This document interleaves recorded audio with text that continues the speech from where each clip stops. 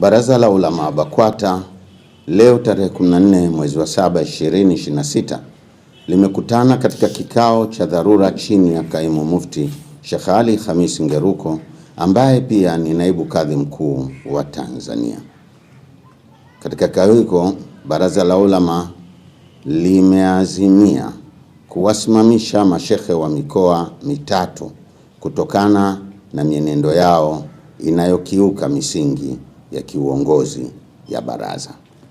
Mashekhe hao waliosimamishwa ni kama hivi ifuatavyo: moja, Sheikh Walid Al-Had Kawambwa, Sheikh wa mkoa wa Dar es Salaam. Mbili, Sheikh Isa Nasr Isa, Sheikh wa mkoa wa Singida.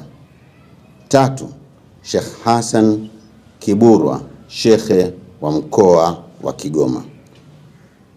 Utekelezaji wa mabadiliko haya unaanza mara moja leo hii tarehe 14 mwezi wa 7 2026.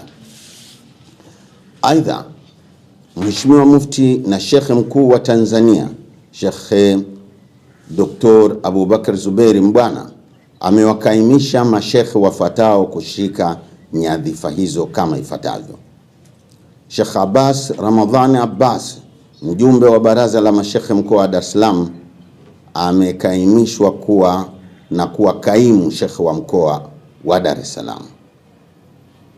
Mbili, Sheikh Isa Ramadhan Simba, Sheikh wa wilaya ya Singida mjini, kuwa kaimu shekhe wa mkoa wa Singida. Tatu, Sheikh Uwais Muhammad Kiumbe, mwenyekiti wa halmashauri ya mkoa wa Kigoma, kuwa kaimu shekhe wa mkoa wa Kigoma. Aidha, tunaelekeza ofisi ya katibu mkuu kusimamia makabidhiano ya ofisi hizo ndani ya muda mfupi. Mimi Sheikh Hassan Saidi Chizenga, katibu wa Baraza la Ulama.